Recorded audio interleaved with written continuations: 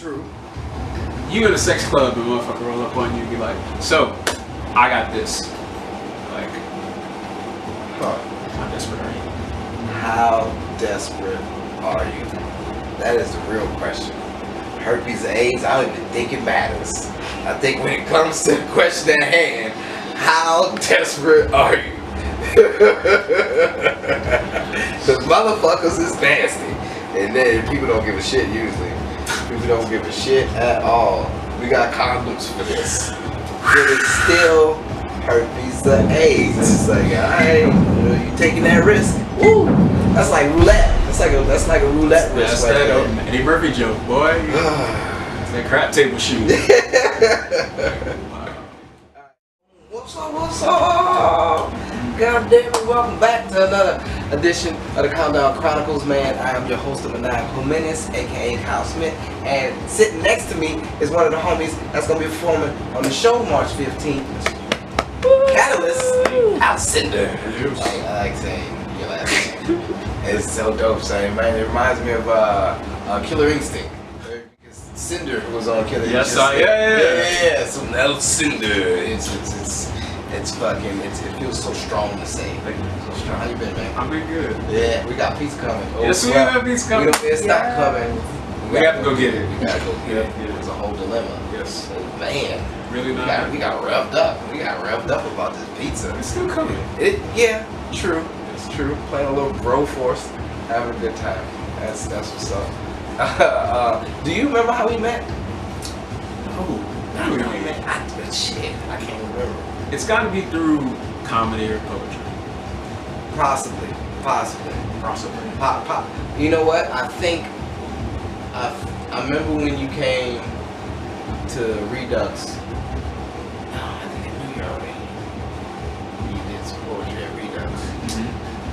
But that was before then. Man, I can't remember. I just think he was always around. Yeah. It's like a ghost. That's like what's up. taxes. So you actually been thinking about doing a little comedy, huh?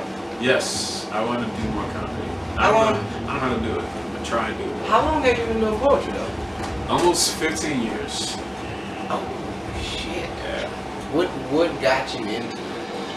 I wanted to start talking about the stuff that I was thinking about all the time, and then somebody suggested that I go to a poetry open mic, and I just fell in love with it, so I just kept doing it. Do you read a lot? Sometimes, Yeah. Are you a big reader? I can't.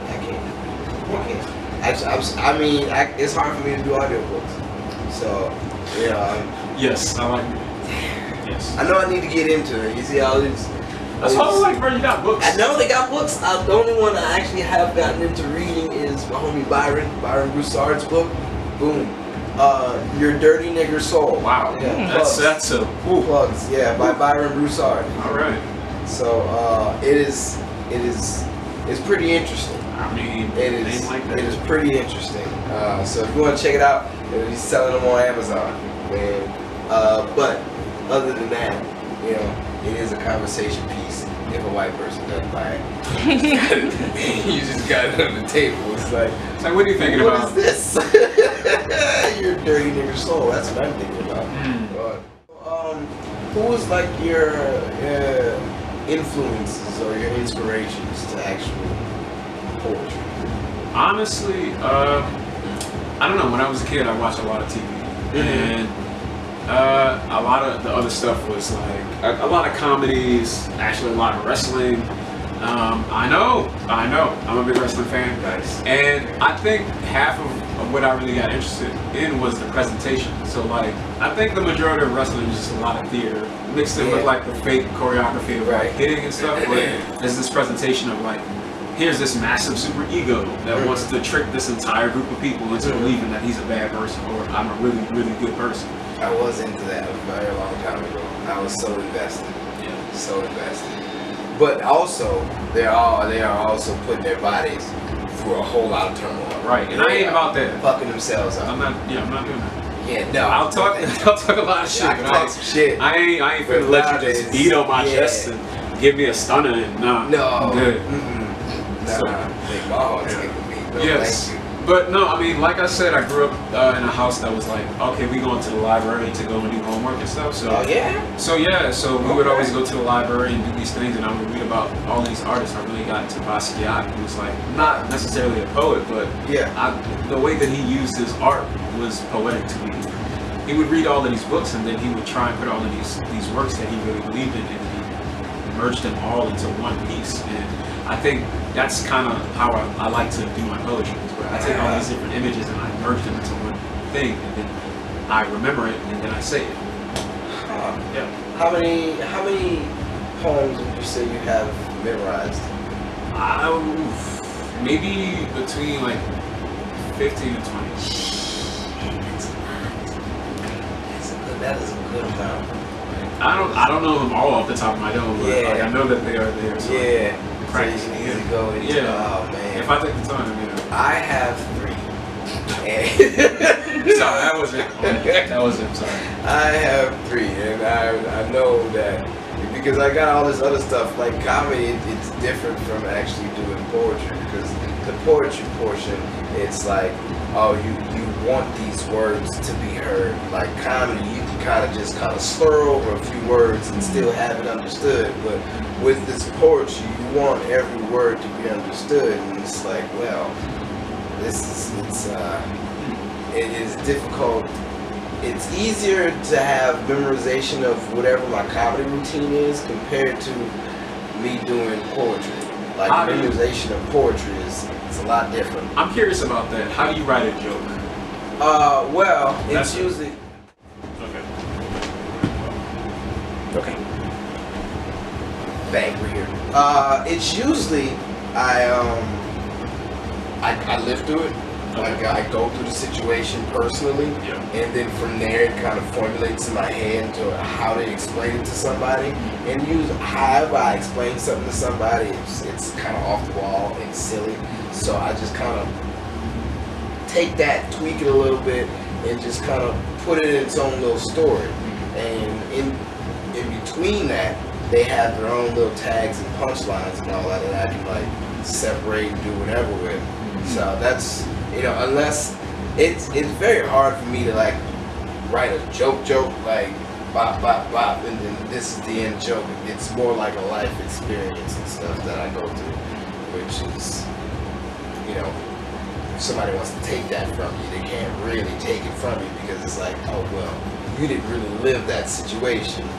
I did, and it feels like a little safeguard of what I do. But the memorization portion, it's like I can remember this joke and this bit, but when it comes to this poetry, I'm like, shit, if I miss this word, it's like I trip. It's like, I'm running and I got good stride, but once I miss that word, it's like, oh, I tripped on my shoestring and now I'm stumbling, and I don't. I feel that. Yeah. It can be that, but I think that comes from the same ideas. Like, we as writers, we try and write the truth, and then the truth, the more that you work with it, the better you can learn how to stretch it and formulate it. But a lot of the best material comes from actually living through the shit that you so I like that. That is true. Yeah, I definitely enjoy like bringing like life situations into comedy, because just to make it funny instead of like misdirection. Like, nah, this is full direction, full on, but boom, this is what happens at the end. And it's a good time. What luxury or sport? Car? Yeah, everybody does that. God damn it! It doesn't necessarily have to be a car. It can be like, luxury, being relaxed, sitting back, man, having a doobie, or sport, man, living that fast life. I always go to clubs. I got a blazer and a top hat, some shit like that. I like the sport of luxury. The sport of luxury. Like, I'm on a flight to Abu Dhabi. There's a Jaguar in my front seat. Not a car, a literal Jaguar. I like it. Yeah. Alright. That's definitely. What do you name this Jaguar? Ooh. Magira? Do you name it Magira? I named it Lexus. Lexus. Yes. Oh, I like what you did there, because it's a Jaguar and some cars. Alright, cool. So, alright, now hypothetically speaking, say you were born with the short end of the straw, like say you were dealt a terrible hand. Okay. Right? And you had to live with this your whole life. In this scenario, which would you choose? Herpes or AIDS? Herpes. Herpes, why? Because you can negotiate herpes. Okay. You roll up with some AIDS. That's a hard pass. That's a hard negotiation. That's a hard pass. I get it. Alright. Yeah. Alright. That is an answer for you. You can negotiate with herpes. You definitely can. I mean, of course, if people are having AIDS and having sex and having partners and medication. True. You in a sex club and motherfucker roll up on you and be like, so, I got this. Like, how desperate are you? How desperate are you? That is the real question. Herpes or AIDS, I don't even think it matters. I think when it comes to the question at hand, how desperate are you? Because motherfuckers is nasty. And then people don't give a shit usually. People don't give a shit at all. We got condoms for this. But it's still herpes or AIDS. It's like, alright, you taking that risk. Woo! That's like roulette. That's like a roulette risk. That's right that there. Eddie Murphy joke, boy. That crap table shoot. Wow. Alright, you've seen Pokemon, right? Yes. Okay. Now, which Pokemon do you think would best describe you? Not as you being a Pokemon per se, but what Pokemon's personality or Pokemon itself best describes You you? talking first generation or? Let's go first generation Okay. because That's a lot more. Yeah, I know. Yeah, Let's stick first with, generation. I say this every time. Let's stick with the Pokemon Snap generation. Man, okay. So I have a good answer for this, man. I'd say there was multiple ones that I really connected with. Like first, I was Primate, and then I felt really close to Ghastly. But Okay. then I was always struggling not to be Alakazam. Alakazam. I was always Alakazam, but I never really wanted to be Alakazam because there's always some shit going on with him. Always, you're like, dog, you can like see in multiple. Pokemon, man. Yeah, and I'm like, you ain't that strong against a lot of shit, but I think DC picked Alakazam. yeah, But we didn't know the name at the time. I was like Abracadabra, and I was like, I don't think that's it. I don't think that's it. Oh man! So you said Ghastly, yep, Alakazam, and Primate. yeah. I've always saw myself as a Mankey. Yeah, time to time. You flipped the motif. Yeah. I enjoyed just to monkey around, you know, laid back. If I was a lemur,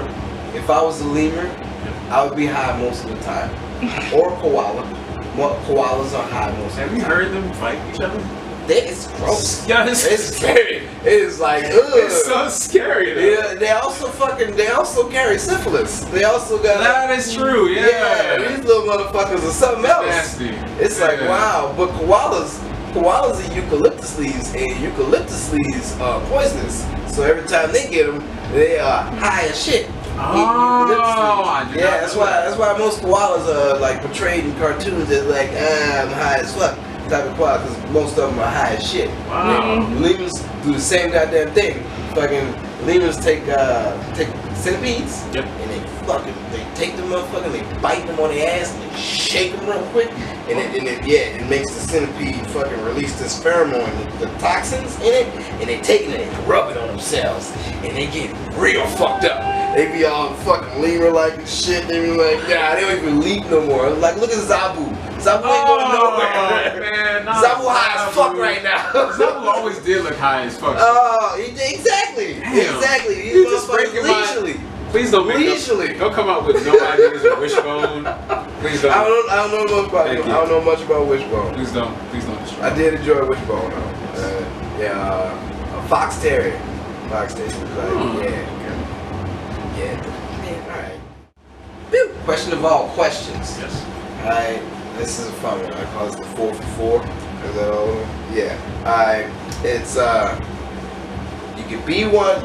You gotta be one, raise one, sell one, fuck one. Right? It's alright. Alright. Okay. Be one, raise one, sell one, fuck one. Alright. You ready? Here are your 4 choices. Alright. Mogwai, manatee, mermaid, or Mexican. You have to. What? They go 4 for 4. Alright, you have to explain to me what a mogwai is. Alright, mogwai is Gizmo. Remember Gremlins? Gremlins, Gizmo. Oh, was a yes, mogwai. okay. Yeah, before the gremlin form, Yes, you got Gizmo. Gizmo right. was a mogwai. I guess I do have to explain that. Everybody knows what a mogwai is. Mogwai, Yeah. a Manatee, a mermaid, and a Mexican. and a Mexican. Yeah. Be one, raise one, sell one, fuck one. If I was a mermaid, I would fuck the manatee. Alright. So you'd be a mermaid. Yep. You'd fuck the manatee. Yep. You gotta raise one, you gotta sell one. I would sell the mogwai Uh-huh. and then raise the Mexican. You'd raise a Mexican. Yeah. Alright. That works. Yeah. That works. So we're giving Because like so we're making this Mexican a citizen now. basically. Well, first of all, if I'm a mermaid, I'm international. True. I'm in all of the sea. You're a mermaid raising a 70%. Mexican. I come and visit on my days off. Oh wow, that'd be a fucked up family. You're a mermaid raising a Mexican, Yep. fucking a manatee. Yeah. Huh. I'm like, What type of Aquaman. offspring would that be? That'd be a weird offspring. It's kind of like a platypus megalodon. I don't know. Platypus in itself is just, it's just weird. It's just a weird animal. And then you throw megalodon in it. You can't say it both together. I wish. We're gonna go with Helifino. that's That's what we're gonna go with. that. Yes. Wow. Okay, I like that. I like that. That works. That actually works well. No one ever picked being the mermaid and fucking the manatee being two water creatures, because most people will either wind up raising or selling the manatee, and it's like manatees are endangered. Right? No. You get a lot of money on the black market for a manatee, man. So much money. The You get person so that much money. says they're gonna sell the Mexican, cancel the entire show. Fuck that person. We know what they say. We gonna sell him. No, it's a good worker. He's a good worker. Here you go, man. And then and I don't think anyone's sold the Mexican yet. No, it's usually selling the mogwai or the manatee. No one's sold Has the mermaid yet. anyone been the manatee that fucked the Mexican? Or the mogwai? No, it has not. No, it has not got that far yet. There's so many possibilities. Imagine how fairy their children so would many be if the possibilities. mogwai fucked the Mexican. Huh? What if the So mogwai furry. fucked the manatee? Well, the mogwai can't get wet. If it gets wet, and then it turns into the gremlin. I picked the perfect analogy. Shit. Huh? I'm clear on all fronts. Huh? I'm a person that lives in the ocean that is okay with interspecies relationships. That's true. I visit my Mexican child and I sold off this thing that could never be in water. Like 13 on Disney Channel. Boom. Eventually, your Mexican child is gonna turn into a mermaid, because that's why he's on land right now, because he ain't got his fins yet. And I avoided the entire wetback situation. The entire one. Boom. Knocked it all the way off. I win. No jokes about this. We stay straight for. All right. I beat it. You found a loophole, sir. I like what you did here. You cut all corners. You like, All no, of I'm gonna be safe. And they're like, in oh, this all these question." gremlins. Who You're not instituted gonna- this? Not me. I like it. Fucking my manatee. I sold that bitch off. Black market. Well, fuck that. Thank you, sir. Thank you. I mean, it is probably time for pizza now. Indeed. Man, let all these folks know where they can find you at. What's your handles? Sure. Such and such. Sure. You may find me on Facebook. If you search Catalyst Alcindor, that is KATAALYST, and Alcindor, like it sounds, like a grand dragon. Alcindor! Yeah. You can find me on Instagram at Mr. List, MRLYST, and the same as Twitter. Thank you. And that's pretty much. Nice, man. Catch us at the Countdown, man. First ever show, March 15th, 14 parishes, 1638 Clio Street. We gonna be there. Show for $9, $5 admission. What you think about $5 admission, man? I'm thinking, man, this is our art, man. We get at least it's a little cash. Right. It ain't nothing. You can find that in the sofa somewhere. Yeah, you know? Award-winning singers and actors and poets. So motherfuckers put their work into this. Same. Blood, sweat, and tears.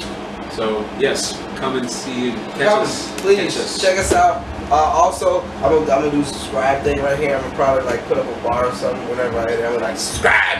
Yeah, and then you know, boom, check us out. Woo, woo, and then it waves out. But I was told not to do that because it's like fucking Bill and Ted or shit. But it doesn't matter. Whatever. We out. Fun times. Yeah.